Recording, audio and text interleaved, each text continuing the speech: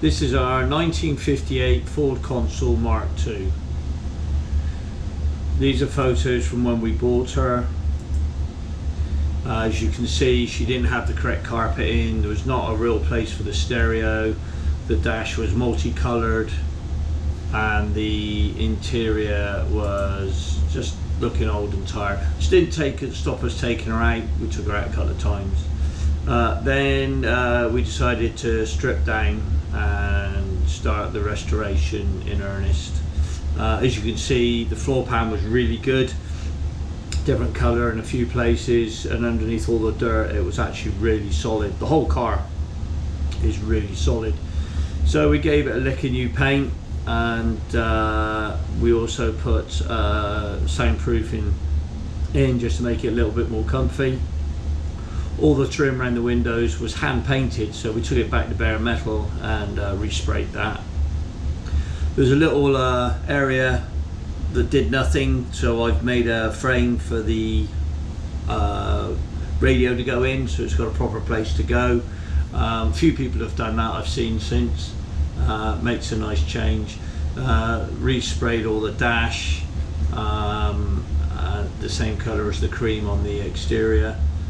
New leatherette on the top of the dash there, and as you can see, everything's starting to go back in now.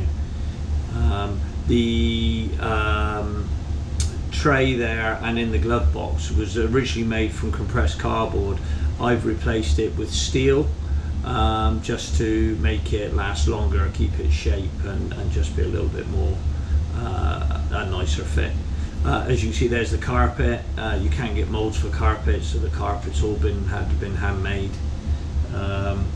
There was no interior in the boot at all, it was just an empty shell, so we made new door cards for in there, and again made the carpet for it, and made a cover for the spare wheel. Made a nice touch.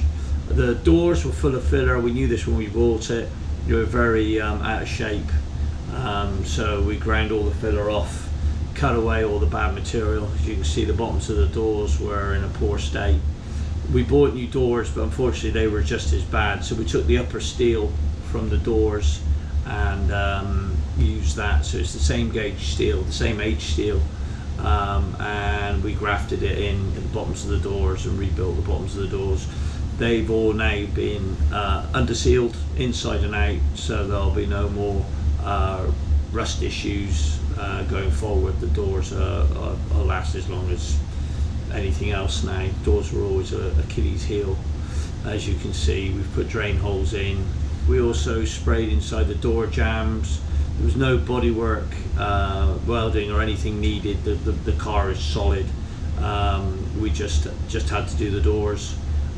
This is the doors just being resprayed now. It's only the cream that's been sprayed. The burgundy is, I won't say it's the original paint, but it's got age and patina to it, and we wanted to keep the patina.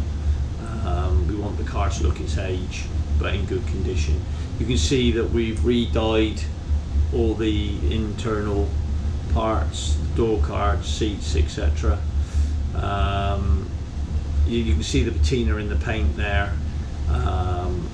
The engine bay's been tidied up, all the wiring's been tidied up. It's got electronic ignition, electronic fuel pump, and electronic new coil, electric window screen wipers, rather than the vacuum ones. This was us on the London to Brighton run that we did. That was another car show I did. Somebody took photos I was leaving. That was at Port Solent. Another car show there. This was part of the London to Brighton run 2021. This is at the end, 75 miles. No problem at all.